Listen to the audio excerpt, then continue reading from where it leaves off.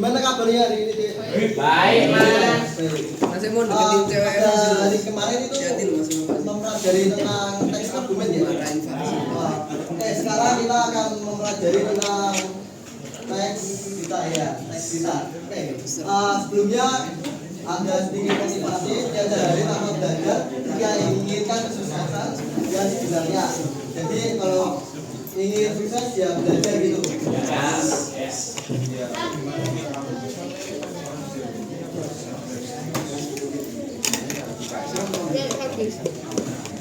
Seperti ini nanti kan ada yang foto.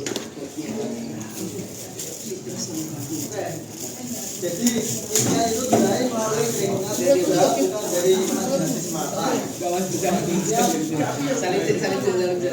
Kita akan membahas tentang teks berita.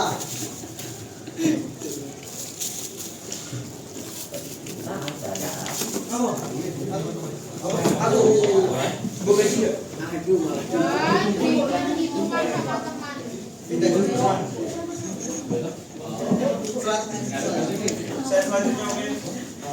Jadi kita akan mempelajari contoh teks berita dan menyebutkan isi berita, kemudian menyajikan data dan informasi dalam bentuk secara lisan maupun tulis dengan memperhatikan teks berita tersebut.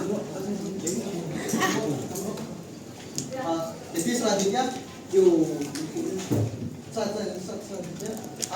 jadi pengertian teks berita adalah informasi baru mengenai sesuatu yang sedang terjadi dan yang disebabkan melalui media massa. Kemudian teks berita merupakan teks yang berisi tentang hal atau peristiwa yang terjadi dan dipublikasikan di media massa, baik media cetak ataupun media elektronik.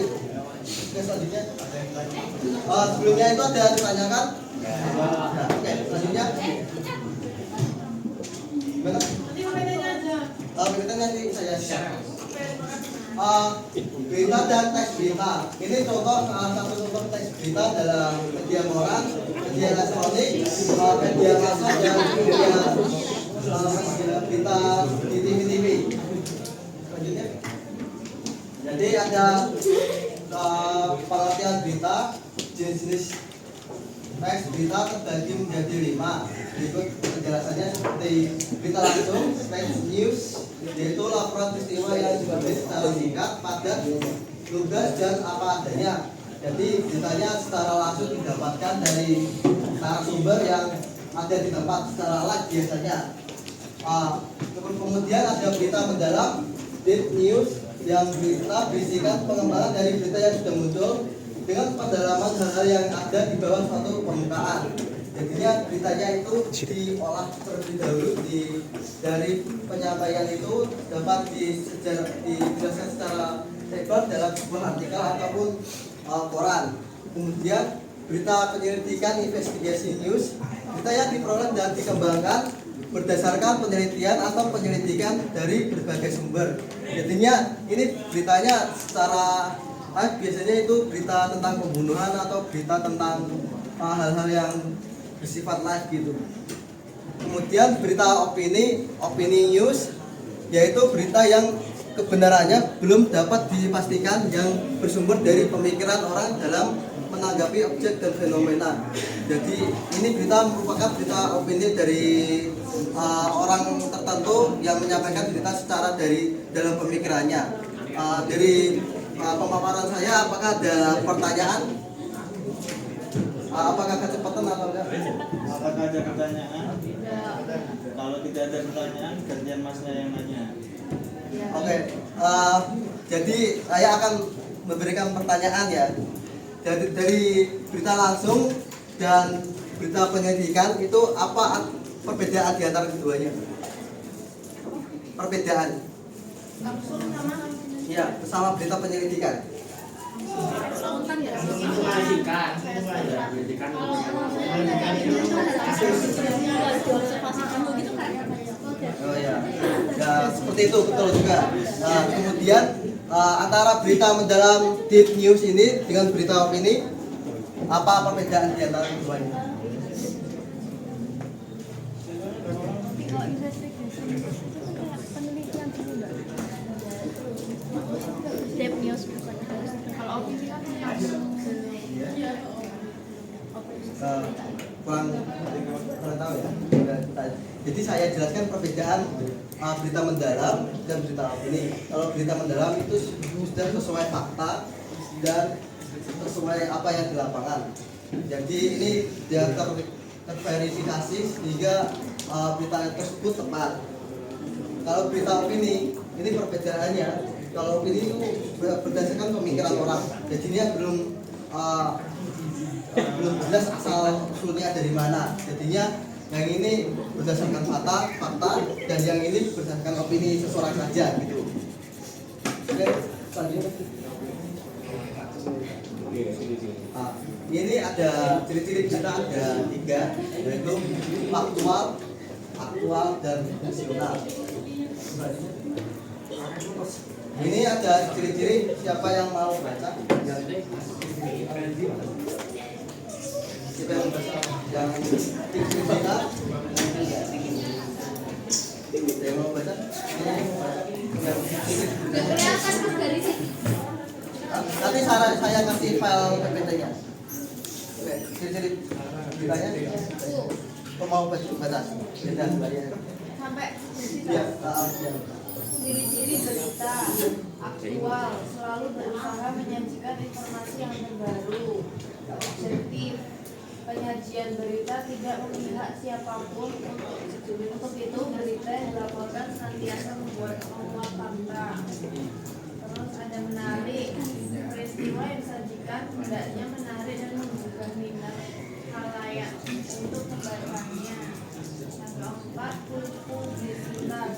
Laporan yang disajikan ditujukan untuk itu bobot ragam dan bobot isi harus dipahami. Kemudian yang ciri-ciri tes berita yang baik dan benar. Ciri-ciri tes berita yang baik dan benar. 1. Berita mewakili cerita. 2. Isi berita merupakan peristiwa yang terjadi, bukan opini atau gagasan penulis. 3. Data yang disajikan sesuai dengan peristiwa asli, bersifat objektif dan tidak ada rekayasa. 4. Data yang diberikan lengkap, khususnya data penting. 5. Aktual, yaitu peristiwa yang diberitakan masih segar atau baru terjadi. 6. Waktu, tempat, dan arus peristiwa berurutan jelas. 7. Bahasa yang disajikan menarik, menggembirakan, dan membaca. 8. Kalimat yang digunakan bukan yang jelas. 9. Sumber valid dan bisa dipertanggungjawabkan. Oke, dari ciri-ciri berita yang terdiri dari aktual, objektif, menarik, publisitas itu saling tergantungan, berkesinambungan, yaitu aktual yang berusaha menyajikan informasi yang terbaru atau yang terkini, fakta. Objektif, penyajian berita tidak memihak siapapun. Untuk itu berita yang dilaporkan senantiasa membuat fakta. Jadinya penyajian berita tersebut tidak memihak dari oposisi lawan ataupun oposisi kawan gitu. Jadinya netral. Dan berita itu memihak kepada masyarakat, tidak kepada pemerintah gitu. Oke. Yang kemudian menarik, peristiwa yang disajikan hendaknya menarik dan menggugah minat layak untuk membacanya. Jadi berita harus disajikan secara menarik agar pembaca itu senang untuk membaca berita itu sendiri. Agar pembaca tidak bosan, ya dikasih kayak ada gambar atau hal-hal yang menarik dari berita tersebut agar bisa dipahami dan dimengerti dari sisi penyampaiannya. Kemudian publisitas, laporan yang disajikan ditujukan untuk umum. Untuk itu bobot ragam dan bobot isi harus dipahami masyarakat luas. Jadinya laporan yang disajikan itu harus bersifat umum, yang berbobot itu berbobot secara ragam, yang beraneka ragam, berbobot itu yang berisi dan harus sesuai dengan masyarakat luas yang ditayangkan, intensitas yang umum gitu. Yang kemudian ciri-ciri teks berita yang baik dan benar, yang terdiri dari judul, isi berita, data yang disajikan sesuai dengan peristiwa asli, kemudian data yang diberikan lengkap, kemudian aktual, yaitu peristiwa diberitakan masih segar, kemudian waktu, tempat atau peristiwa berurutan jelas, bahasa yang disajikan menarik, dapat memikat minat dan mudah dipahami pembaca. Kalimat yang digunakan singkat, padat dan jelas, dan sumber yang valid dan bisa dipertanggungjawabkan. Jadi ini salah satu ciri-ciri teks berita yang baik dan benar. Kemudian selanjutnya, ini ada ciri-ciri berita, yaitu informasi berdasarkan fungsi, yaitu informasi yang bergantung pada materi dan menggunakan informasi, misalnya pengetahuan, edukatif, fiksional atau rekaan. Jadi berita itu harus mempunyai fungsi yang berfungsi seperti memberikan edukatif atau memberikan pengetahuan atau memberikan informasi yang fiksional atau rekaan. Kemudian informasi berdasarkan format penyajian, yaitu informasi berdasarkan bentuk penyajian, misalnya foto, kartun, karikatur atau tulisan bekas atau video, resensi, kolom dan karya fiksi. Jadi dalam berita itu juga ada jenis-jenis berdasarkan format penyajiannya juga, yaitu berisi dengan tentang tulisan yang khas, ada resensi dan kolom dan karya fiksi. Kemudian informasi berdasarkan lokasi peristiwa, yaitu informasi berdasarkan tempat kejadian peristiwa berlangsung. Jadi di dalam lokal, regional, nasional atau internasional. Sanggupannya itu berdasarkan wilayahnya, yang dari lokal, regional, internasional atau internasional. Kemudian informasi berdasarkan bidang kehidupan seperti pendidikan, olahraga, musik, sastra, budaya, dan iptek. Jadi jenis-jenis berita juga ada di bidang dalam kehidupan. Lalu selanjutnya, unsur berita ini penting untuk diingat, dan terdiri dari 5W 1H, yaitu dari why mengapa, buat apa, who siapa, dan when kapan, kemudian where di mana, dan how bagaimana. Disingkat dalam biar bisa dimengerti itu ada kata-katanya, dan artik siba yang terdiri dari 5W 1H. Kemudian ini ada video bayangan tentang 5W 1H. Slide. Besok apa Sarah? Iya, di sekolah. Kapan ya? Iya, di parkiran biasanya.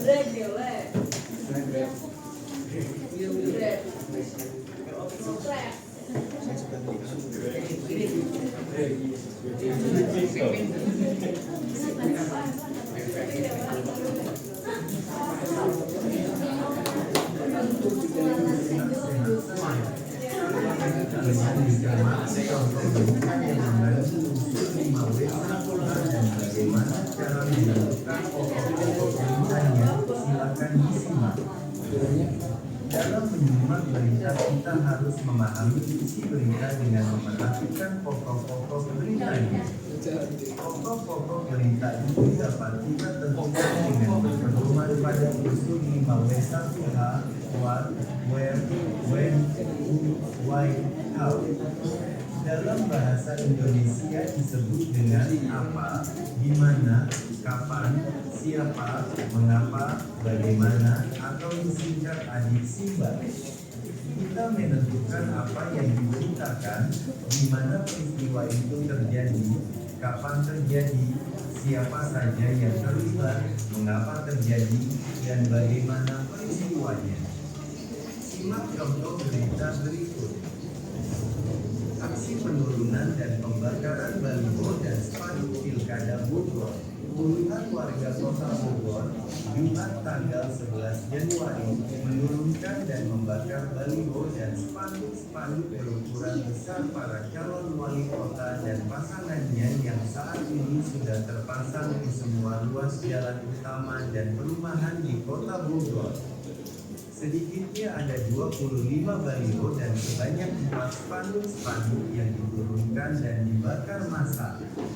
Aksi ini dipimpin Syarif Muhammad Nur, salah seorang tokoh masyarakat di Bogor. Mereka melakukan aksi ini karena menganggap baliho dan spanduk itu telah mengganggu pemandangan dan belum tiba saatnya untuk kampanye Pilkada Bogor yang baru akan berlangsung April tahun 2009 mendatang. Dalam aksinya, massa secara beriringan memutari seluruh area Kota Bogor dan menurunkan satu persatu baliho dan spanduk tersebut. Dari puluhan baliho yang diturunkan dan dibakar itu, banyak diantaranya memampang wajah Susilo Saji yang kini masih menjabat sekretaris daerah kota atau disingkat Sekda Bogor mendampingi wali kota sekarang, Yani Suciarto. Ini kan belum saatnya. Selain itu juga merusak keindahan kota dan pemandangan. Seharusnya Pak Dodi selaku Sekda paham hal ini, kata Nur. Pokok-pokok berita tersebut adalah apa? Berita tersebut tentang penurunan dan pembakaran baliho dan spanduk berukuran besar para calon wali kota. Di mana peristiwa penurunan dan pembakaran baliho dan spanduk berukuran besar tersebut terjadi di Bogor, di jalan utama dan perumahan. Kapan peristiwa penurunan dan pembakaran baliho dan spanduk berukuran besar itu terjadi pada hari Jumat, tanggal 11 Januari tahun 2008. Siapa peristiwa penurunan dan pembakaran baliho dan spanduk berukuran besar tersebut dilakukan oleh para warga Kota Bogor yang dipimpin Syarif Muhammad Nur. Mengapa peristiwa penurunan dan pembakaran baliho dan spanduk berukuran besar itu terjadi? Karena baliho dan spanduk tersebut mengganggu pemandangan dan kampanye Pilkada masih lama lagi.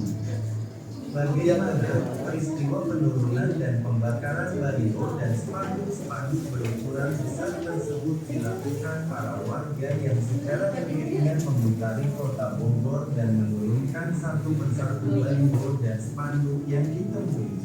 Demikianlah contoh berita yang mengandung unsur lincah. Nah, itu merupakan dari unsur 4W 1H yang sedikit ada contohnya di tadi. Kemudian ini pengertian berita. Berita adalah informasi baru mengenai sesuatu yang sedang terjadi yang disebarkan melalui media massa. Kemudian teks berita merupakan teks yang berisi tentang hal yang atau peristiwa yang terjadi dan dipublikasikan di media massa, baik media cetak atau media elektronik. Kemudian ini menulis teks berita ada beberapa langkah yang harus kita perhatikan dalam menulis sebuah berita.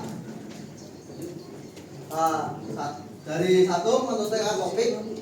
Jadi topik dari suatu berita itu ketika mau membuat berita harus ada topiknya terlebih dahulu. Kemudian mendatangi sumber berita. Jadi berita harus sesuai ada fakta yang bisa membuat jadi salah acuan, tidak bisa mengarang gitu, mengarang sendiri itu nggak boleh dalam menulis teks berita, harus mendatangi sumber berita, jadinya sesuai fakta.